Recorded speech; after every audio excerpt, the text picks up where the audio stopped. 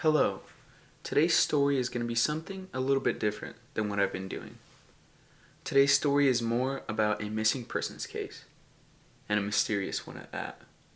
So, without further ado, let's get started. This story is about Tim Molnar. The year is 1986. A man by the name of Stephen Cole was walking around a woodlot near the town of Merton, Wisconsin. He's just going about his day, doing his thing, when out of the corner of his eye, in the woodlot, he notices the outline of something, but he can't really tell what it is. He says, alright, I'll just go check it out, see what it is, he's got a little bit of curiosity.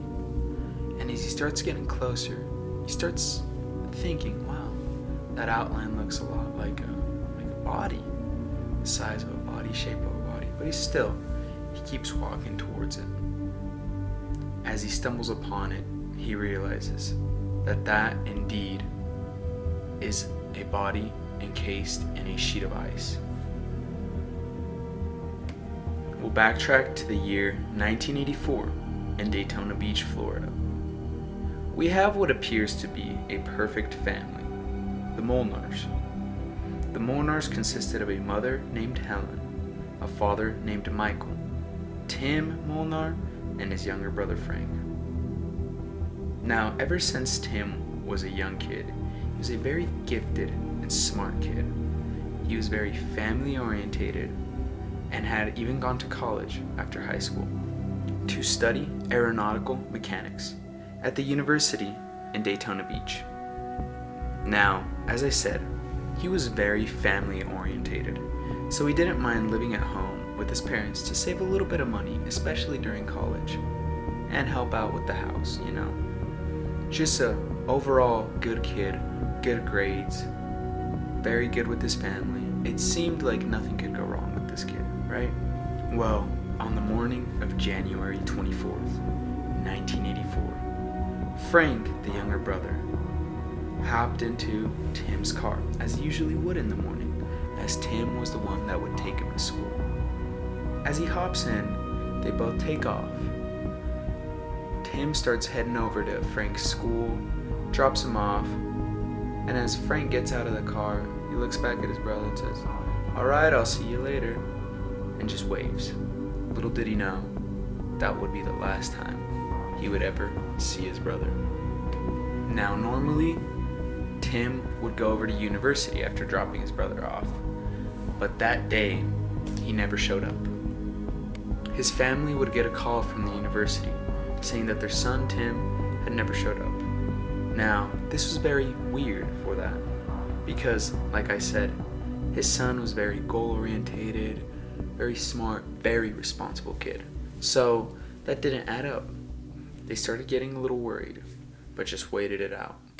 When he still didn't show up later that night, that's when they realized something weird was going on, and they called the authorities for help.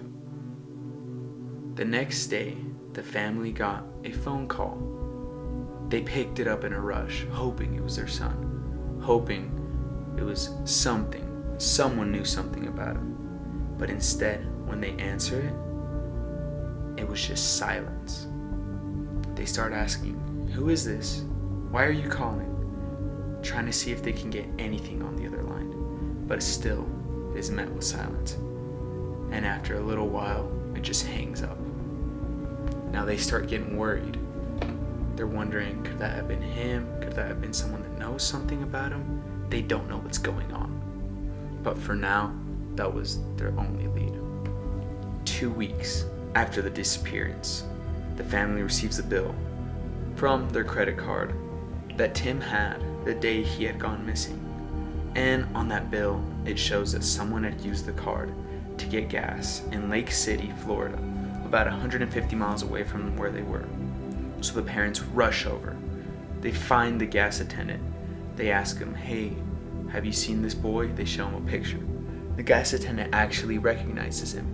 He says, yeah, I remember him. He was traveling alone. And again, it feels like their leads are through and their son has just disappeared off of the face of the earth. Now, 4 months have passed.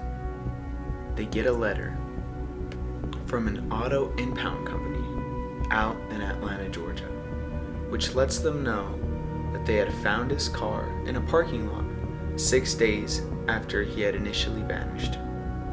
And the lot was just 1 block away from the Greyhound bus terminal. They are shocked.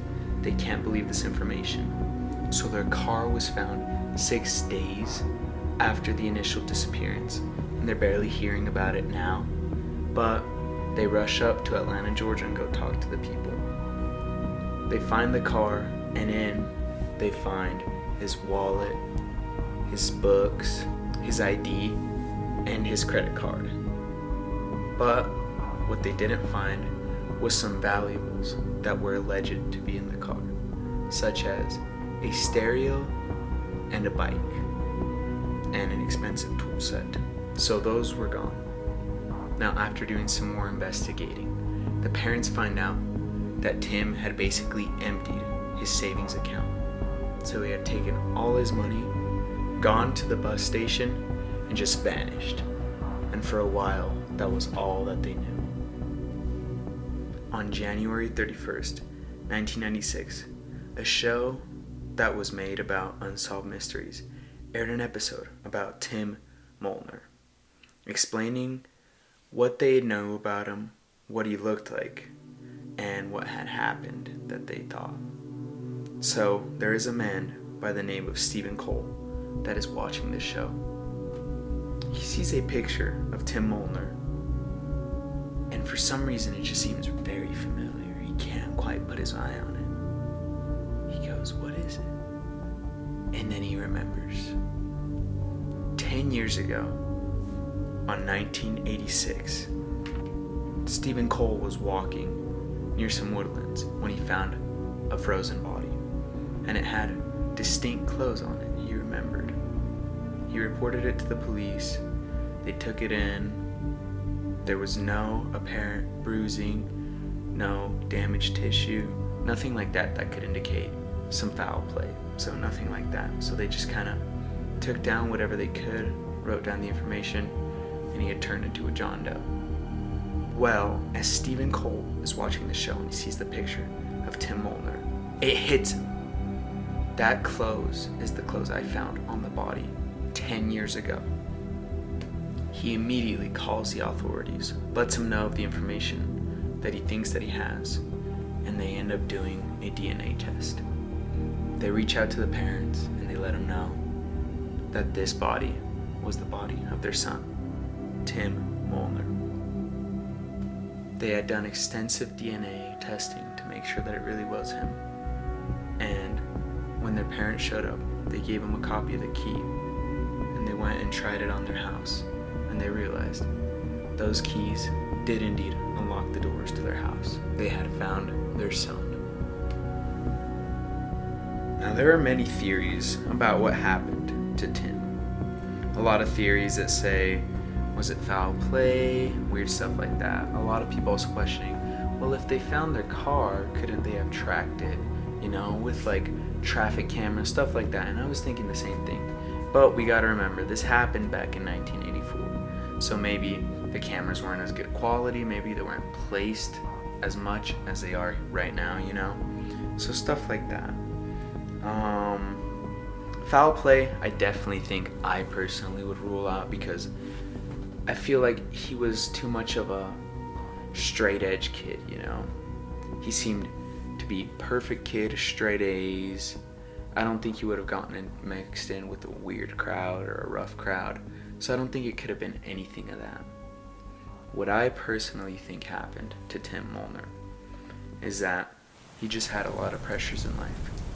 It felt to him like he had the weight of the world on his shoulders, and he needed to upkeep a certain standard with his parents, with his family, because that is how he had been living for all of his life. He was doing fine, but day after day after day, it just felt like it kept getting worse and worse for him. And I feel like he got to the point where he felt like there was nothing else he could do but run away. So I believe that on that morning of 1984, Tim Molnar had decided that the only way he he could get away from everything, to run away and start a new life. Now, it is very sad to think that he felt like he couldn't talk to his friends or family, but I know a lot of people, and even me personally, have felt that sometimes we have certain responsibilities that we need to uphold, and certain stuff that we can't let people down. And that pressure is one of the hardest things to overcome. I believe he woke up that morning, knew exactly what he was going to do. He dropped his brother off, told him goodbye one last time, and started driving in the opposite direction. Picked up some gas, made it all the way out to Atlanta, Georgia.